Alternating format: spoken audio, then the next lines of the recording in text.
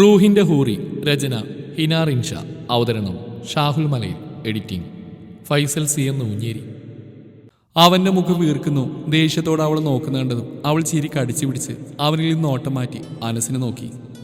സാറിരിക്ക്. അടുത്തുള്ള ചെയർ വലിച്ചിട്ട് കൊടുത്തു. അനസ് ചിരിച്ചുകൊണ്ട് അതിലിരുന്നു. ഇപ്പോൾ എങ്ങനെയുണ്ട്? അവൻ അമാനെ നോക്കി ചോദിച്ചു. I am perfectly okay. പിന്നെ ഇവരുടെ സമാനത്തിന് ഇങ്ങനെ കിടക്കുന്നതേ ഉള്ളൂ. അമാൻ ഹാദിയെ നോക്കി പറഞ്ഞു. ഹാദിയ, തനിക്ക് പിന്നെ കുഴപ്പമൊന്നും ഉണ്ടായില്ലല്ലോ? ഏയ് ഇല്ല സാർ. അന്ന് ഹോസ്പിറ്റലിൽ നിന്ന് പോയതിനു ശേഷം കുറച്ച് തിരക്കിൽപ്പെട്ടു പോയി. അതുകൊണ്ട് പിന്നീടൊന്നും അന്വേഷിക്കാൻ പറ്റിയില്ല. കഴിഞ്ഞ ദിവസം ഞാൻ ഹോസ്പിറ്റലിൽ വന്നിരുന്നു. അപ്പോഴറിഞ്ഞത് നിങ്ങൾ ഡിസ്ചാർജ് ആയെന്ന്. ഇന്നലെ തൻ്റെ കൂട്ടുകാരികളാണ് വീട് പറഞ്ഞെന്ന്. അവരോരോന്ന് സംസാരിച്ചിരുന്നു. അപ്പോഴേക്കും അമ്മ അനസിന് ജ്യൂസ് കൊണ്ടുവന്നു. എന്ന് ഞാൻ പോട്ടെടോ. സാറ് പോവാണോ? ഒന്നും കഴിച്ചിട്ട് കൂടിയില്ലല്ലോ. കുറച്ച് കഴിഞ്ഞ് പോയാൽ പോരെ? ഏയ് ഇല്ല, എനിക്കിനി കോളേജിൽ പോകണം. അപ്പോൾ ശരി അമ്മ, പിന്നെ എപ്പോഴെങ്കിലും കാണാം. അനസ് പോയതും അമ്മ വീണ്ടും റൂമിലേക്ക് വന്നു. ഇതല്ലേ നിന്റെ സുന്ദരൻ സാറ്? ആ, നല്ല ലുക്കില്ലേ? മൂപ്പരെ കിട്ടുന്ന ആളുടെ ഭാഗ്യം. അവൾ അവനെ ആക്കിക്കൊണ്ട് പറഞ്ഞു. ഓർഡറി. അവൻ കയ്യിൽ കിട്ടി എന്തെടുത്ത് അവൾ എറിഞ്ഞു. അപ്പോഴേക്കും അവൾ ഓടി റൂമിന് പുറത്തിടന്നിരുന്നു. നിങ്ങളെന്താ തൊട്ട് കളിക്കുകയാണോ? എന്നെയും കൂട്ടുവോ? ഓടി വന്ന ഹാദിയെ കണ്ട് അമ്മനെ കളിയാക്കി ചോദിച്ചു. ഓടി. അവൾ അമ്മനെയും പുച്ഛിച്ച് താഴേക്ക് പോയി. അമ്മ അമ്മാൻ്റെ റൂമിലേക്ക് എത്തി നോക്കി. എന്താടി? എനിക്കെല്ലാം മനസ്സിലാവുന്നുണ്ട്. എന്ത്? നീ ഇവിടെ വന്നേ, അടുത്തു വാ. അവൾ അടുത്തേക്ക് വന്നു. അവൻ അവളുടെ ചെവി പിടിച്ച് തിരിച്ചു. അതോ കാക്കു വീട്ട്. നിനക്ക് എന്ത് മനസ്സിലാവുന്നുണ്ട്? എനിക്കൊന്നും മനസ്സിലായില്ല. ഞാൻ ഇവിടെയുള്ള ആളെ അല്ല. അവൾ വേദന കൊണ്ട് തുള്ളി. ദുഷ്ടം കാക്കു. അമാൻ ചെവിയിലെ പിടുത്തയച്ചതും അതും പറഞ്ഞവൾ പുറത്തേക്ക് ഓടി. അമാൻ അവൾ പോയത് നോക്കി ചിരിച്ചു പോയി. ശേഷം ഹെഡ് ബോർഡിലേക്ക് ചാരി കണ്ണടച്ച് കിടന്നു. എന്തൊക്കെയോ ഓർമ്മകളിലേക്ക് വന്നു. അവൻ്റെ ചുണ്ടിൽ വശ്യമായൊരു പുഞ്ചിരി സ്ഥാനം പിടിച്ചിരുന്നു. പെട്ടെന്ന് അത് മായുകയും ചെയ്തു. വൈകുന്നേരം പണി കഴിഞ്ഞ് ഫ്രീ ആയതോടെ റിച്ചു വിച്ചു അമ്മാൻ്റെ വീട്ടിലേക്ക് വന്നു. രാത്രിയിലെ ഭക്ഷണം കഴിച്ചു കഴിഞ്ഞാണ് അവർ തിരിച്ചു പോയത്. ഒന്നുറങ്ങി എഴുന്നേറ്റ് വെള്ളം കുടിക്കാൻ നോക്കിയപ്പോഴാണ് അമ്മനെ കാലിയായ ജഗ് കണ്ടത്. അതും എടുത്ത് തിരിഞ്ഞടന്നു. ബാൽക്കണി ഡോർ തുറന്നു കിടക്കുന്നുണ്ട്. അവൾ അങ്ങോട്ടേക്ക് ചെന്നു. അവൾക്ക് ആശയാണ് ഓർമ്മ വന്നു. അവൾ പോലും അറിയാതെ അവളുടെ ചുണ്ടിലൊരു ചിരി മുട്ടിട്ടു. പെട്ടെന്ന് ബാൽക്കണിയിൽ ഒരു കറുത്ത രൂപം കണ്ടതും അവളുടെ കയ്യിൽ ജഗ് താഴേക്ക് വീണു. ചില്ല് കഷ്ണങ്ങൾ നാലുപാടും ചിന്നിച്ചിതറി. അവളുടെ കാറിച്ച് കേട്ടതും ആഷി തലയിൽ കൈവച്ചു. എല്ലാം പോച്ച്. അപ്പോഴേക്കും അമാന്റെ റൂമിൽ ലൈറ്റ് കത്തിയിരുന്നു. ഹാദി അമാനെ തട്ടി വിളിച്ചു. എന്താ ഹാദി? അത് അമ്നക്കെന്താ? അമാൻ എഴുന്നേറ്റിരുന്നു. അറിയില്ല, അവള് നിലവിളിച്ച പോലെ. പോലെയല്ലേ ഉള്ളൂ, നിലവിളിച്ചില്ലല്ലോ. നിനക്ക് തോന്നിയതാവും പെണ്ണെ. തോന്നിയതൊന്നല്ല, ഞാൻ കേട്ടതാ. എന്നിട്ട് ഞാൻ കേട്ടില്ലല്ലോ. അതെങ്ങനെയാ? ഉറങ്ങിയാൽ പിന്നെ ഭൂകം വന്നാലും അറിയില്ലല്ലോ. മാറങ്ങോട്ട്. അതും പറഞ്ഞ് അമ്മാനോട് ചൂടായി. ഹാദി കാലിൽ പുതപ്പ് മാറ്റി വെപ്രാളത്തോടെ അമ്മയുടെ റൂമിലേക്ക് ഓടി. അപ്പോഴേക്കും താഴെ നിന്ന് ഹാജരയും വന്നിരുന്നു. ഇങ്ങളായിരുന്നോ? അമ്മനെ കിതപ്പോടെ ആശയെ നോക്കി. എന്തിനാണ് പിശാശെ നീ ഒച്ച വെച്ച്? ആശ അവളെ നോക്കി പല്ലുകടിച്ചു. ഈ പാതിരാത്രി ഇമാതിരി പേക്കോളത്തിൽ ഇരുട്ടത്ത് വന്ന നിന്നെ കെട്ടിപ്പിടിച്ച് ഉമ്മ തരണോ? ഓഹ്, അത് മതിയായിരുന്നു. ആശ ഇട്ടിരുന്ന ക്യാപ്പ് തലയിലും താഴ്ത്തി അവളെ നോക്കി ഇളിച്ചു കാണിച്ചു. എന്താ? അമ്ന അവനെ തുറിച്ചു നോക്കി. ആ അമ്ന, ഡോർ തുറക്ക്. ആശ എന്തോ പറയുന്നെന്നും അപ്പോഴേക്കും ഡോറിന് മുട്ടി വീണു. രണ്ടാളും ഞെട്ടലോട് അങ്ങോട്ട് നോക്കി. സമാധാനമായില്ലടി കുരിപ്പേ. നന്നായുള്ളൂ, തൻ്റെ കളി എല്ലാവരും അറിയട്ടെ. ഓ, എനിക്ക് കുഴപ്പമൊന്നുമില്ല.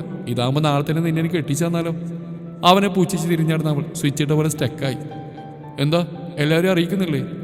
നോക്കി നിൽക്കാതെ എവിടെയെങ്കിലും പോയി ഓടിക്കടാ. അപ്പോഴേക്കും ഡോറിൽ മുട്ടിൻ്റെ സൗണ്ട് കൂടിയിരുന്നു. അവൾ അവൻ്റെ കൈ പിടിച്ച് വലിച്ച് റൂമിനകത്തേക്ക് കയറി. എന്തിലോ തടഞ്ഞ് അവൻ മൂക്കും കുത്തി വീഴാൻ പോയതും അവൾ അവനെ പിടിച്ച് നല്ലപോലെ നിർത്തിച്ചു. എന്നിട്ട് കട്ടിലിൻ്റെ അടിയിലേക്ക് കയറി. അവളുടെ പ്രവൃത്തി കണ്ട് അവൻ അന്തം വിട്ട് അവളെ നോക്കി. നീ എന്തിനാടി അതിനടി കയറുന്നേ? അപ്പോഴാണ് അവൾക്ക് സംഭവം ഓടിയത്. അത് ശരിയാലോ, താൻ എവിടെ നോക്കി നിൽക്കടോ? വന്ന് കയറുന്നുണ്ടോ? ആദ്യം നീ അതിൻ്റെ അകത്തുനിന്നൊന്ന് പുറത്ത് കിടക്ക്. ആശി പല്ല് കടിച്ചു. ഓഹ്, അത് ഞാൻ മറന്നു. അവൾ പല്ലുകളിച്ച് എഴുന്നേറ്റ് നിന്നു. അവൻ കട്ടിലിനടിയിൽ കയറിയതും അവളൊന്ന് നീട്ടി ശ്വാസം വലിച്ചു വിട്ട് റിലാക്സായി ഡോർ തുറന്നു. അമ്ന, എന്താ? എന്തിനാ ശബ്ദം ഉണ്ടാക്കിയത്? ഒന്നുമില്ല ഭാബി. ഉമ്മി, രണ്ടാൾ ടെൻഷൻ ആവണ്ട. വെള്ളമെടുക്ക് എഴുന്നേറ്റപ്പോൾ പെട്ടെന്ന് എൻ്റെ തന്നെ നിഴൽ കണ്ട് പേടിച്ചതാ. അവൾ പറയുന്ന കേട്ട് ആഷി ആശ്വാസത്തോടെ നെഞ്ചിൽ കൈവച്ചു. എന്തെങ്കിലും പൊട്ടത്തിൽ എഴുന്നേൽക്കുന്ന കരുതിയത്. ഭാഗ്യത്തിന് അതുണ്ടായില്ല. ഹാദി റൂം മുഴുവനൊന്ന് കണ്ണോടിച്ചു. ചിന്നിച്ചിത്രി കിടക്കുന്ന ചില്ല് നോക്കി അവൾ നെറ്റി വിളിച്ചു. പെട്ടെന്ന് പേടിച്ചപ്പോൾ കയ്യിൽ നിന്ന് ജഗ് സ്ലിപ്പായി. അമ്മനെ തലയാഴ്ത്തിക്കൊണ്ട് പറഞ്ഞു. ഹാദി അങ്ങോട്ട് ചെന്ന് സൂക്ഷിച്ച് ഓരോ ചില്ലുമായിട്ട് പെറുക്കിയെടുക്കാൻ തുടങ്ങി. ഞാൻ ചെയ്യാം മോളെ.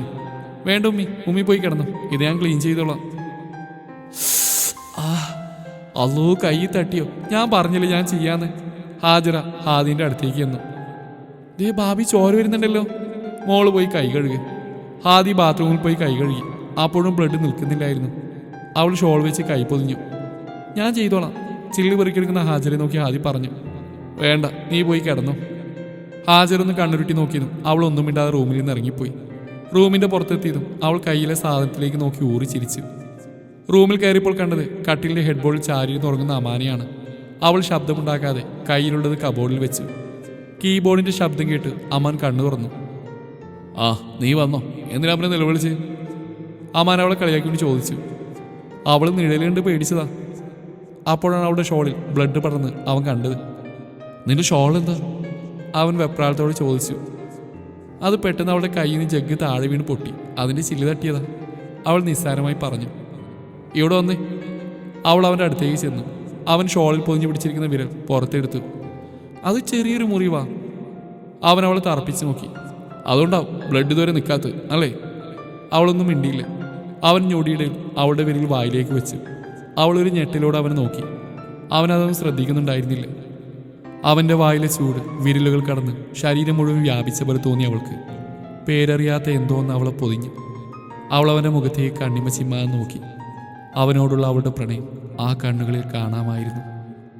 വിരൽ വായിൽ നിന്നെടുത്ത് തന്നെ കണ്ണിമ വെട്ടാതെ നോക്കിയിരിക്കുന്നവളെ നോക്കി അവൻ പുരികമുയർത്തി. അവൾ പെട്ടെന്ന് സ്വഭാവത്തിൽ വന്ന് അവനെ നോക്കി ഒന്നുമില്ലെന്ന പോലെ തലയാട്ടി. കൈ കഴുകിയിട്ട് വാ. യാന്ത്രികമായിട്ടായിരുന്നു അവൾ ബാത്റൂമിലേക്ക് നടന്നത്. അവളുടെ കിളിപ്പോയ പോക്ക് കണ്ട് അവന് ചിരി വന്നു. കൈ കഴുകി വന്നു അവൾ ഒന്നും മിണ്ടാതെ ബെഡിൻ്റെ ഓരത്തായി കിടന്നു. അമാൻ അവൾ ഇടുപ്പിലൂടെ ഇറുകെ കെട്ടിപ്പിടിച്ചു. ചുണ്ടിൽ വിരിഞ്ഞ പുഞ്ചിരി മായ്ക്കാതെ അവൾ കണ്ണുകൾ അടച്ചു. എന്താ മോൻ്റെ ഉദ്ദേശം? മുന്നിലിരിക്കുന്ന ആശയെ നോക്കി അമ്മനെ ചോദിച്ചു. പേടിക്കണ്ട, ദുരുദ്ദേശം, അവൻ വിളിച്ചുകൊണ്ട് പറഞ്ഞു.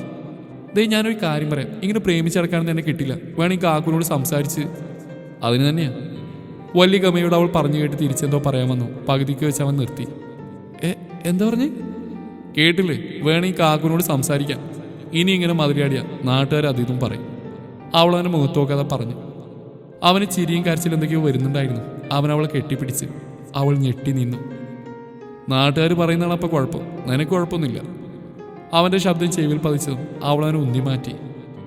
അതെ, ഇന്നത്തെ കോട്ട കഴിഞ്ഞു, പോയി. അവൾ അവനെ ഉന്തി ബാൽക്കണിയിൽ കൊണ്ടുവന്നു. ഐ പറയടൂ. No more excuse, go go go. അവൾ അതും പറഞ്ഞ് ഡോറടച്ചിട്ടു. യെസ്. അവന് സന്തോഷം കൊണ്ട് എന്തൊക്കെയോ ചെയ്യേണ്ടതെന്ന് മനസ്സിലായില്ല.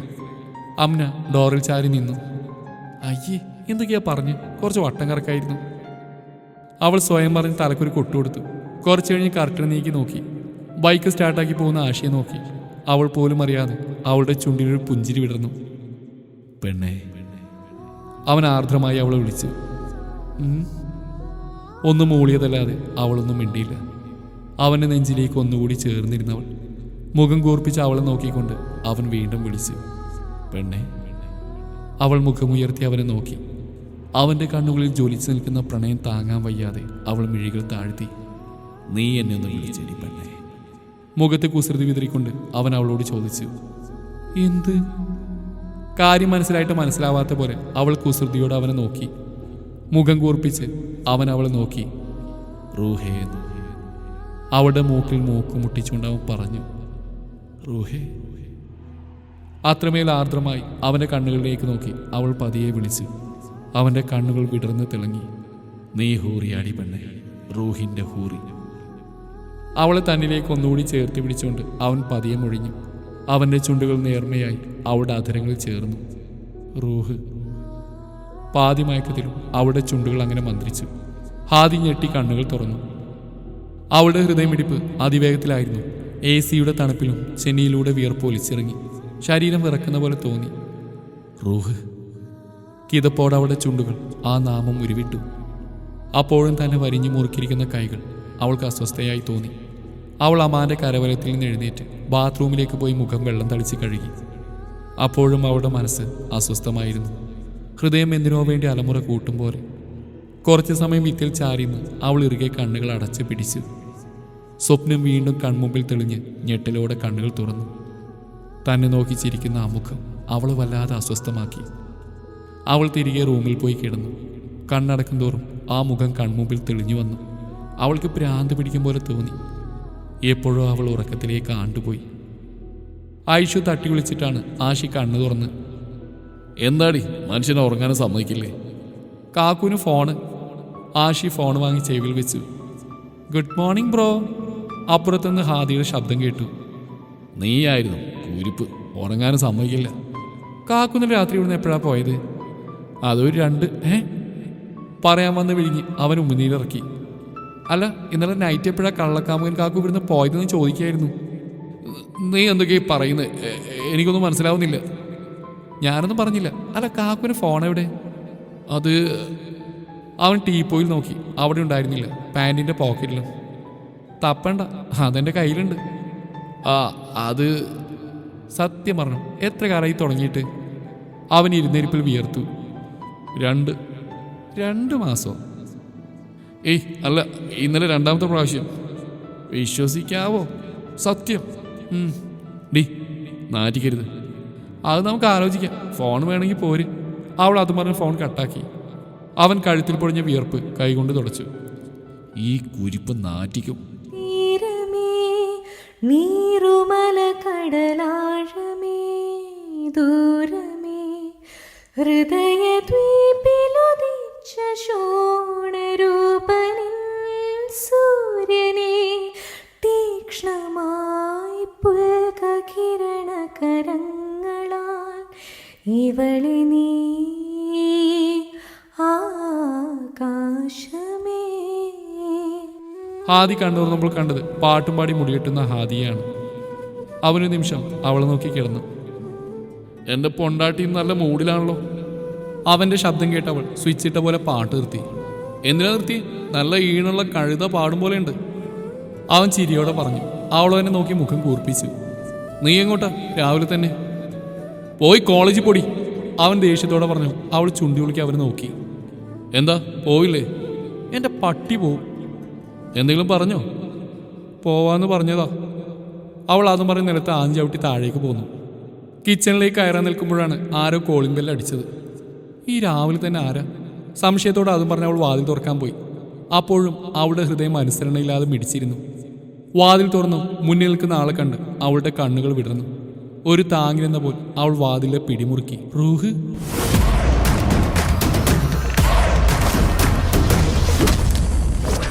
അവൾ പോലും അറിയാതെ അവളുടെ കണ്ണുകൾ നിറഞ്ഞു തുളുമ്പി. ഞെട്ടിൽ നിന്ന് അവൾക്ക് കരകയറാൻ സാധിച്ചില്ല. ഒന്നനങ്ങാൻ പോലും കഴിഞ്ഞില്ല. അവനും അതേ ഞെട്ടില്ലായിരുന്നു. പതിയെ അത് മാറി അവൻ്റെ ഞരമ്പുകൾ വരിഞ്ഞു മുറുകി. മുഖത്ത് രക്തമയം പടർന്നു. റൂഹ്. ഏറെ നേരത്തെ പരിഭ്രമത്തിനൊടുവിൽ അവളുടെ തൊണ്ടയിൽ കുരുങ്ങിക്കിടന്ന 2 അക്ഷരങ്ങൾ പുറത്തേക്ക് ചാടി. ആച്ചി, നീയോ? നീ എന്താണ് ഒരു മുന്നറിയിപ്പില്ലാതെ? ആചാര്യയുടെ ശബ്ദം കേട്ട് ആദ്യം ഞെട്ടി കണ്ണുകൾ തുടച്ചു. അപ്പോഴെന്തിനെന്നില്ലാതെ അവളുടെ ഹൃദയം മുറിവിളി കൂട്ടി. നീ എന്താടാ അവിടെ തന്നെ നിൽക്കുന്നേ? അകത്തേക്ക് കയറ്. അതിന് ഈ മുന്നിൽ നിൽക്കുന്നൊന്നും മാറണ്ടേ? അവൻ ഹാദിയെ നോക്കി ദേഷ്യത്തിൽ പറഞ്ഞു. അവൾ നെറ്റി ഒളിഞ്ഞു. അവൾ മുന്നിൽ നിന്ന് മാറിക്കൊടുത്തു. എൻ്റെ പെങ്ങളെ മോന ആച്ചി. ഹാജർ അവൾ നോക്കി പറഞ്ഞു. ഹാദി ഒന്ന് ചിരിച്ചെന്ന് വരുത്തി വീണ്ടും അവനെ നോക്കി. സുഖല്ലേ മുത്തു? അവൻ ഹാജരെ കെട്ടിപ്പിടിച്ചു. ആടാ ചെക്ക, അവിടെ സുഖല്ലേ? എന്താ നിന്റെ കോലം? അവർ അവരുടെ ആ സംസാരത്തിൽ മുഴങ്ങിയതും ഹാദിമയുള്ള കിച്ചണിലേക്ക് നീങ്ങി. അവൾക്ക് ശരീരം തളരുന്ന പോലെ തോന്നി. കൗണ്ടർ ടോപ്പിൽ ചാരിന്നു.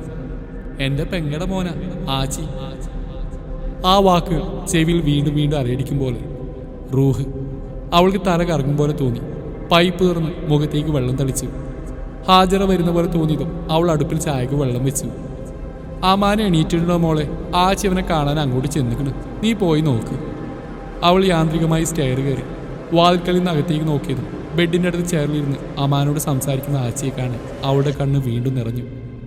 എന്താ അവിടെ തന്നെ ഒന്ന് വാടി. അമാൻ്റെ ശബ്ദം കേട്ടതും അവൾ അവരിൽ നിന്ന് ഓട്ടം മാറ്റി മുഖം തിരിച്ച് കണ്ണ് തുടച്ച് അകത്തേക്ക് കയറി. എന്താ നിന്റെ മുഖം വല്ലാണ്ടിരിക്കുന്നത്? കണ്ണൊക്കെ ചോന്നിട്ടുണ്ടല്ലോ. അത് കണ്ണിലെന്തോ. അവൾ ചെറിയ വിക്കോടെ പറഞ്ഞു. അവൾ ആച്ചിയുടെ മുഖത്തേക്ക് നോക്കി. അവിടെ അപ്പോഴും നിറഞ്ഞ പുച്ഛം മാത്രമായിരുന്നു.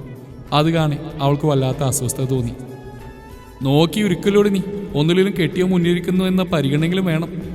അമാൻ ചിരിയോടെ പറഞ്ഞു. രണ്ടാളും മുഖത്ത് ചിരി വിടർത്തി. ആച്ചി, ഇനി എൻ്റെ പെണ്ണിനെ പരിചയപ്പെടില്ലെന്ന് പറയുന്നു. ഇതാണ് ഹാദിയ അമാൻ. എന്നും കേൾക്കുമ്പോൾ തണുപ്പ് വന്ന അത് കേൾക്കെ അവൾക്കൊരു വിങ്ങലായാണ് തോന്നിയത്. അവൾക്ക് ആച്ചിയെ നോക്കാൻ കഴിഞ്ഞില്ല. അപമാനഭാരത്താൽ അവളുടെ തല താഴ്ന്നു. ഞാൻ കുടിക്കാനെന്തെങ്കിലും? അത്രയും പറഞ്ഞു നിർത്തി ഹാദി റൂമിൽ നിന്നിറങ്ങി. എങ്ങോട്ടെങ്കിലും ഓടിപ്പോവാൻ കഴിഞ്ഞിരുന്നെങ്കിലെന്ന് അവൾ ഓർത്തു. താഴെ ചെന്ന് ചായ എടുത്ത് അവൾ തിരികെ റൂമിലേക്ക് തന്നെ വന്നു. അവർക്ക് ചായ കൊടുത്ത് തിരിഞ്ഞിറക്കാൻ നേരം അമാൻ അവൾ വിളിച്ചു. ഡി, ഇനി നീ എങ്ങോട്ടാ? ഇന്നും മടി പിടിച്ചിരിക്കാന്ന് വിചാരിക്കണ്ട. കോളേജിൽ പൊടി മടിച്ച്. അവൾ ഒന്നും മിണ്ടാതെ ഡ്രസ്സ് എടുത്ത് ബാത്റൂമിലേക്ക് കയറി. തിരിച്ചൊന്നും പറയാതെ പോയത് കണ്ട് അവൻ ചുണ്ടി വിളുക്കി. ഷവർ തുറന്ന് അതിന് ചുവട്ടിൽ നിൽക്കുമ്പോഴും അവൾക്ക് ചുട്ടുപൊള്ളും പോലെ തോന്നി.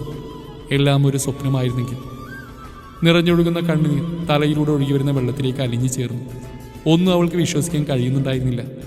അവളുടെ മനസ്സിൽ കഴിഞ്ഞ രാത്രിയിലെ സ്വപ്നം വീണ്ടും നിറഞ്ഞു നിന്നു. പഴയതൊക്കെ മറക്കണമെന്ന് ഞാൻ പറയുന്നില്ല. ഒന്നും അത്ര പെട്ടെന്ന് മായുന്ന മുറിവില്ലെന്നറിയാം.